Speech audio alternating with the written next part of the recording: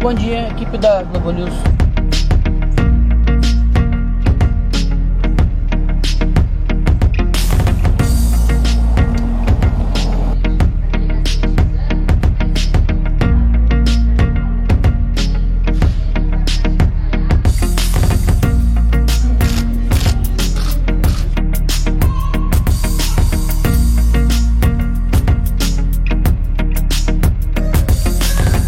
Presidente.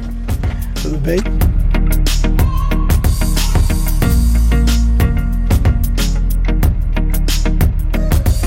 Aprovação da reforma da Previdência do Brasil. Quando?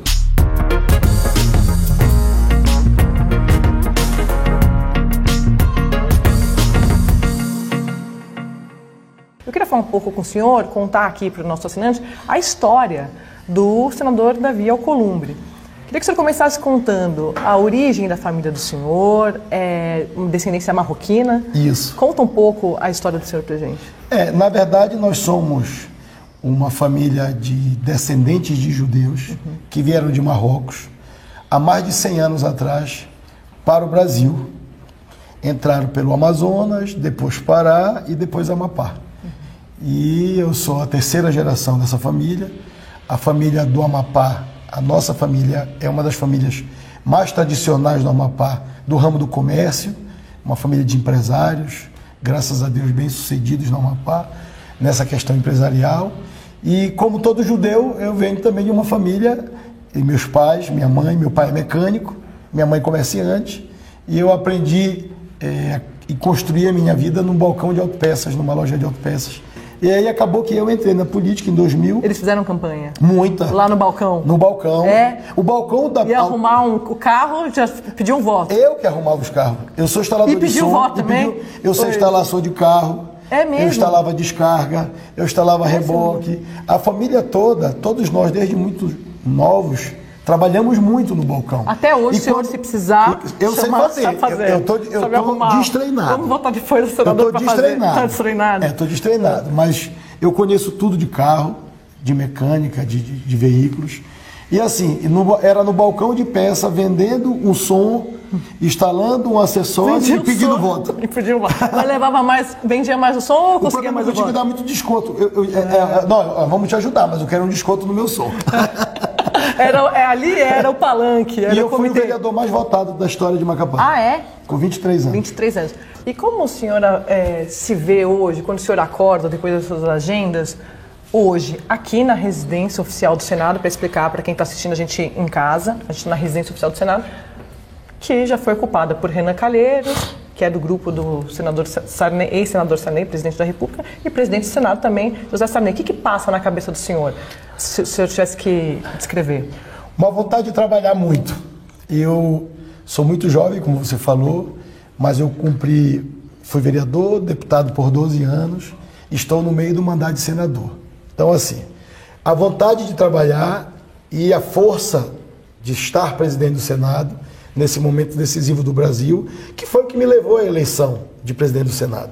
Eu acreditei, eu disputei o governo do Amapá, agora em 2018. Então eu queria muito ser governador do meu estado. O que o senhor acha que aconteceu ali que o senhor não levou? Foi o fenômeno do Brasil. O fenômeno do Brasil, a candidatura do presidente Bolsonaro, ela movimentou todas as candidaturas no Brasil. A gente fez uma campanha muito propositiva no Amapá, tentando apresentar uma alternativa para o Amapá também, mas no final faltou 5% dos votos para ir para o segundo turno. Eu tenho certeza que se eu tivesse ido para o segundo turno eu venceria as eleições, mas a gente pensa uma coisa e Deus pensa outra, para a gente faz outra. O senhor, depois que virou presidente do Senado, conversou com o presidente Sarney? Encontrei com ele agora no almoço com o presidente do Paraguai. Não, só os dois, tete a tete, por exemplo, recebeu aqui? Não tem isso? Não. Eu disputei a eleição teoricamente com ele no Amapá, então, de certo modo, nós nos afastamos na política. E com o ex-inquilino, Renan Calheiros? Conversei com o senador Renan. Aqui? Não. Conversei lá no Senado. Por que tu não quer receber aqui? Não vai receber. Eu recebo todo mundo aqui, essa casa, eu estou de passagem também. E Davi e Golias estão de bem agora? Não, a nossa relação sempre foi... De bem agora? Não, a nossa relação sempre foi boa com o senador Renan. Eu fui senador com o senador Renan presidente, fui senador com o senador Eunício presidente, e eu acho que agora o senador Renan é senador com o Davi presidente. A vida é assim. Eu dei uma olhada nas redes sociais do senhor, não existe mais, eu não sei o que você fez no verão passado, o senhor sabe, né? Hoje em dia nas redes sociais, né? Claro. Tá ali, tá tudo ali. O senhor tem postagens muito parecidas com memes e campanhas que eu vejo até na agenda progressista, que são a chamada pauta de costume. Por exemplo, sobre o não ao assédio, contra o racismo, contra a homofobia. Eu sou judeu, então eu tenho que defender essas pautas. Não é possível as pessoas discriminarem mais as outras pessoas. Se o direito de todo mundo começa quando termina do outro, vamos respeitar o direito das pessoas. Eu estou perguntando isso para a gente continuar nesse assunto sobre a campanha presidencial um pouco, senador. Quando o presidente Bolsonaro na verdade veio à tona aquela declaração de que ele deu uma fraquejada quando ele teve uma filha mulher. O senhor via essas declarações como? Porque dizem que o senhor não é uma direita clássica, como o próprio senador me disse, amigo do senhor. Queria que o senhor falasse sobre isso. Na verdade, eu me considero um político de centro. Eu fui eleito vereador no PDT em 2000 e fui eleito deputado no PDT em 2002. Quando se passou 1 ano e meio de deputado, eu acompanhava o mandato do presidente Lula. Uma popularidade muito grande, mas eu não me via ali no PDT apoiando o presidente Lula. Nada contra o presidente Lula. Nunca pediu voto para ele? Não, nunca pedi voto para o Lula. Eu votei no Serra, eu votei no Alckmin. Nessa eleição, no primeiro turno. E no segundo eu votei no Bolsonaro. Votou no Bolsonaro? Votei. Mesmo com eu queria que o senhor respondesse exatamente sobre essas declarações polêmicas. Como o senhor via? Eu acho que cada um tem o direito de se manifestar. Lógico, é evidente que como candidato a presidente, e eu agora como presidente, tenho que medir, porque aí não é mais o Davi falando. Naturalmente é o presidente de um poder. Então, assim, são declarações que têm gerado alguma polêmica na sociedade, porque assim, eu tenho uma irmã que é adotiva. Então assim, eu acho que cada um na sua vida pessoal faz as opções. Então, olha, ela é adotiva, mas é minha irmã, eu sou apaixonado como se não fosse. Então acho que a gente tem que viver numa sociedade que o preconceito, o ódio, a perseguição não faz bem. Então é melhor o diálogo, melhor o amor, a fraternidade, porque eu não posso me meter, eu, Davi, cidadão, sem ser o presidente, na vida das pessoas. Então isso vale para o aborto também? Eu acho o seguinte, eu acho que isso é uma decisão da mulher, lógico, é evidente que tem uma discussão jurídica, mas essa discussão jurídica não pode transcender as questões que a mulher passa, por exemplo, em um momento de uma agressão ou de um abuso. A mulher que foi vítima dessa violência. Isso, a mulher foi vítima dessa violência. Eu entendo o seguinte: existem coisas que o parlamento não necessariamente precisa determinar em uma legislação. São coisas da vida, de caráter pessoal. Mas como faz? Porque hoje não está previsto. Como a gente vai poder ter uma sociedade que as pautas da vida pessoal da pessoa, de uma decisão pessoal dela, vai caber a um parlamento decidir? Eu sou muito liberal nesse ponto. Eu acho que as pessoas têm que compreender que elas têm o direito de exercer o poder sobre a vida delas. É que aí, a discussão é porque aí não teria uma segurança, não tem, na verdade, uma segurança jurídica. Em relação... Mas é isso, a gente vai se meter nisso também? Mas e o Supremo, por exemplo, essa discussão de que alguns parlamentares dizem que há um ativismo judicial exatamente porque o Congresso deixa de legislar. Mas o Judiciário está fazendo o seu papel também. Quando alguém aciona o Judiciário tem que responder. E agora deixa eu mostrar para vocês o meu. O meu é esse daqui, ó. E agora como eu posso te esquecer? A disputa no carro fica assim. Acaba empate, porque não conseguiu prevalecer nem o meu gosto, nem o dele. Aí nós resolvemos fazer as viagens, cada um no seu carro, porque era incompatível os dois estilos musicais. Diz que o senhor dança brega. Não, eu sou professor de brega. O que é isso, gente? Eu Conta faço aqui. Apresentação. Conta pro assinante.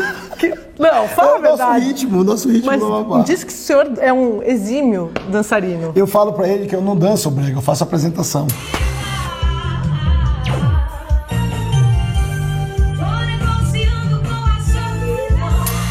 Vamos dar uma Vamos, volta para lá? vamos. Eu quero falar do ministro Onyx Lorenzoni. Quanto da vitória do senhor se atribui a Onyx Lorenzoni?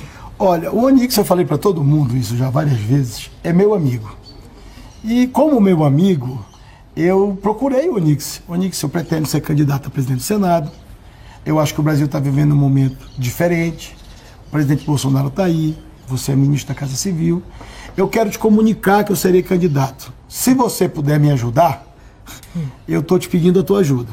Então o Onyx naturalmente falou com muitos senadores. O senhor não foi o candidato dele, como Eu fui candidato do Senado. Diz? Não, o Palácio não diz isso. Fontes do Palácio dizem isso, sim, senhor. Não, o que é que aconteceu? Eu fui candidato, a decisão de ser candidato foi minha, A candidatura, Davi, é uma invenção de quem? da minha cabeça. Mas então ele pegou carona já numa candidatura que estava construída nessa descrição do senhor. Não é pegar carona. Eu fui comunicar a ele e perguntar se o governo ia ter um candidato. O governo não vai ter um candidato. Eu digo, se o governo não vai ter um candidato, eu posso ter a simpatia do governo. Não do Bolsonaro, do Onyx, que tem uma relação também de 20 anos de Brasília, que conhece todo O senhor mundo. não queria ficar carimbado como o candidato do governo Bolsonaro, do Não presidente é nem Bolsonaro? isso. Eu acho que o candidato do governo seria uma candidatura forte também. Mas nenhum candidato conseguiu ser do governo porque o governo não quis ter candidato. Pronto. Quão alinhado ao presidente Bolsonaro o senhor é?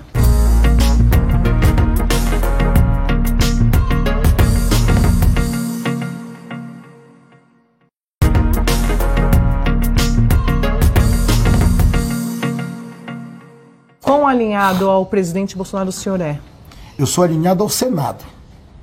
Eu falei várias vezes, falei para o presidente quando eu fui visitar ele, eu disse, presidente, eu estarei presidente do Senado 2 anos.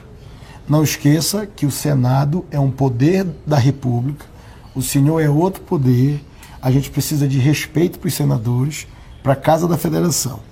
Eu quero ajudar o Brasil, eu não quero ajudar o governo. O Senado não deve ser uma correia de transmissão do governo federal, e não vai ser. Mas o Senado não vai se furtar em debater. Então, enquanto eu estiver presidente, ouvindo os senadores, a minha postura será de independência e harmonia em relação às decisões do Executivo. O senhor joga a bola com muito senador, muito deputado, tem muito amigo. Eu quero saber, os meninos me falaram que tem uma quadra aqui. Se o senhor joga a bola, faz alguma coisa nessa quadra aqui que tá novinha. Não fiz. O que é isso aqui? Não fiz. Eu não jogo bola, eu faço apresentação, então é diferente. Eu não posso marcar qualquer partida aqui, porque aí eu sou de seleção. Mas o senhor me disseram que o sou senhor foi zagueiro, é? Sou zagueiro, só que eu sou zagueiro seguinte. Eu sou zagueiro 25 minutos da partida. Mas o que é isso? Por quê? Porque quando tá todo mundo cansado, eles olham para mim assim, não, o Davi deve estar morto, por conta do meu corpo avantajado. Quando tá todo mundo cansado, achando que um gordinho não vai conseguir correr da zaga pro ataque, eu dou aquelas disparadas e faço gol. Foi o que Aí o senhor todo fez mundo- agora na presidência do Senado? Foi isso. Foi isso? Pra ver como é a estratégia. Então, Sabe senhor- como era o nome da operação? Como? Operação Reumatismo. Por quê? Porque eu ficava só nas articulações, ninguém sabia onde eu estava pedindo voz.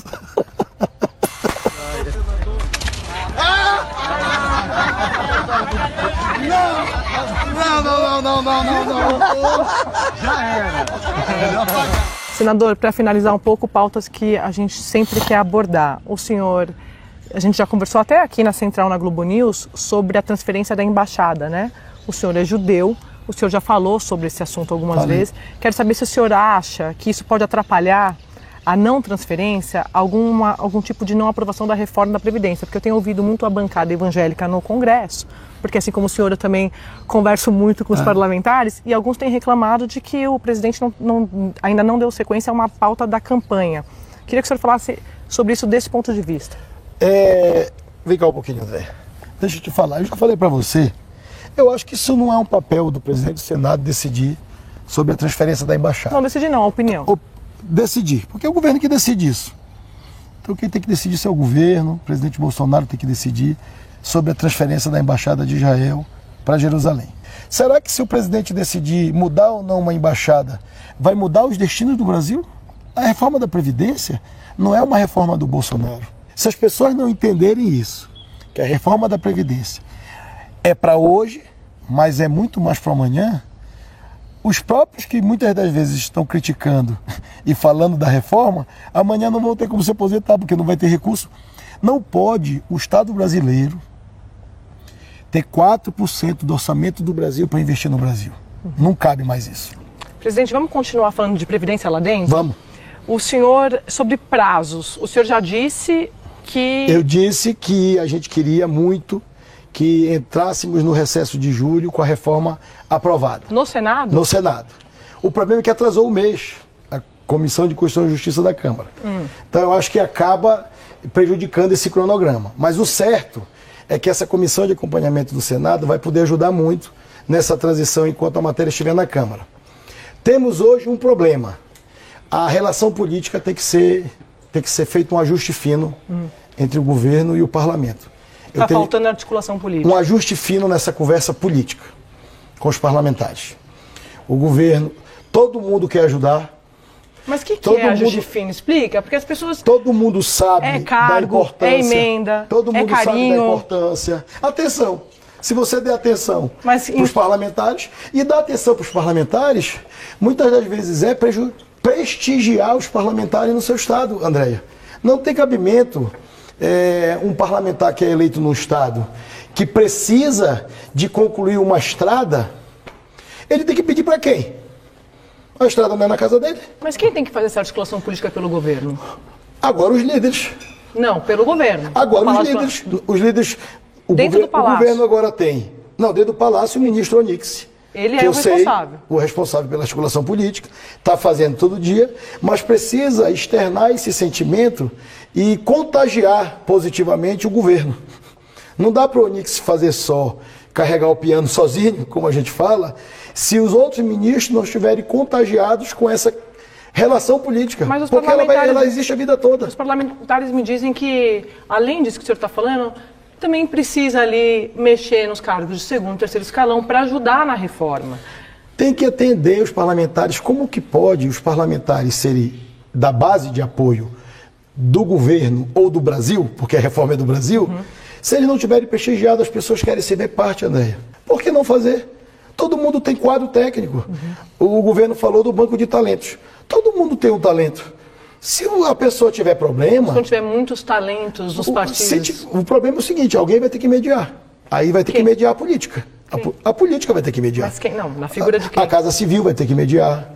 A Segovia vai ter que mediar. Os ministros vão ter que mediar. Alguém vai ter que ser o interlocutor desse processo. Porque a democracia é assim. Nós temos uma Câmara, nós temos o Senado, nós temos o Poder Executivo e o Poder Judiciário. Os poderes estão aí constituídos. Agora o Estado, a política, tem que estar no meio das conversas sempre, porque se não tiver política, todo mundo foi eleito com a política. Presidente, mas uma expectativa realista. Aprovação da reforma da Previdência do Brasil. Quando? É aquilo que eu falei para você. Eu achava que poderíamos, 15 de julho, estar com ela votada e aprovada. Está faltando esse ajuste da política. Mas há o sentimento dos deputados e dos senadores de ajudarem o Brasil. Volto a repetir, não é ajudar o governo, é ajudar o Brasil. Falta política e esse prazo que nós perdemos aí de 15, 20, 30 dias acabou dificultando a possibilidade de apoiarmos nesse primeiro semestre. Mas eu acho que vai ficar muito redonda para quando o Congresso voltar logo no começo do recesso. Começo de agosto. Acho que começo de agosto. Aí... Que a gente perdeu esses 30 dias, vamos ter que ganhar nos 15 dias de agosto. O antecessor do senhor na presidência do Senado chegou, em um certo momento ali, a encampar a ideia de discutir o abuso de autoridade. Na gestão do senhor, a gente vai ver esse debate do abuso de autoridade? Tem que discutir. Porque o nome está falando já abuso. É abuso de todo mundo. É abuso de um policial, é abuso de um médico, é abuso de um delegado. Tem que discutir todo mundo, de um político. A gente tem que discutir. O que mais incomoda o senhor nessa pauta? Não incomoda nada. Não, assim, tem que discutir por quê? Tem que discutir porque a palavra abuso a gente não pode aceitar. Mas o que o senhor acha que tem abuso? Abuso de tudo. Tudo que tiver abuso tem que ter uma punição. Eu conversei com o senador Everton, ele tinha sido relator na Câmara e estava me falando, Davi, isso aqui nós temos que enfrentar. Eu vou conversar com vários senadores, como conversei essa semana no plenário, em relação a esse tema, e há o sentimento de discutir isso. Vamos discutir. O Brasil não tem que ser passado a limpo? Tem que ser para todo mundo. Isso neste ano, ainda? É porque está em pauta a reforma da Previdência e o Pacto Federativo. Mas existem coisas que vão ser discutidas paralelas a isso. Para encerrar agora de verdade, eu brinquei do carnaval porque o presidente do Senado, ele é frequentador do Macapá Folia, né? Agora. Ou não foi esse ano? Não foi esse ano, eu fui para a banda. Ah, foi para a banda, que é o bloco. É um bloco, é o maior bloco de sujo do norte, 170 mil pessoas. Olha É uma lá, tradição. Macapá, olha lá. É uma tradição do meu Amapá, todo mundo vai para a banda. Foi reconhecido ou foi fantasiado? 54 anos. Foi reconhecido. Foi? Fui de Davi. Foi de Davi mesmo? Da minha própria pessoa.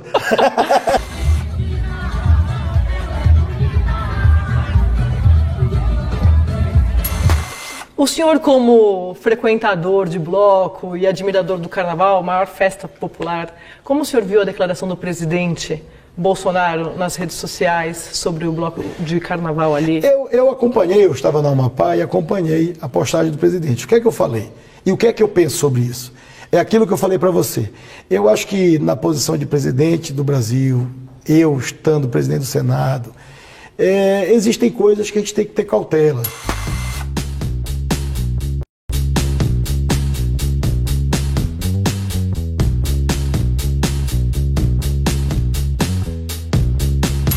O que causou constrangimento é o presidente de um país como o Brasil colocar aquilo ali. Constrangimento internacional, inclusive. Aquilo não é o que acontece em todos os blocos. Pode acontecer? Pode acontecer, está lá na filmagem. Mas as pessoas vão para o carnaval para se divertir, para brincar. É um momento de felicidade, de alegria, de diversão, que está assegurado na Constituição para os brasileiros. Agora, claro que existem excessos dos dois lados. Excesso de quem está brincando e muitas das vezes fazendo coisa que na cabeça dele poderia fazer, mas que acaba afrontando os outros. E o presidente colocar aquele post foi num momento de carnaval onde está todo mundo se divertindo, acabou causando esse alvoroço todo. Mas ele colocou, a rede social é dele, como eu respondo pela minha, ele tem que responder pela dele. Presidente, muito obrigada pelo seu tempo, pela disposição em mostrar a casa pra gente, pela entrevista. Obrigado, André. Seja bem-vinda.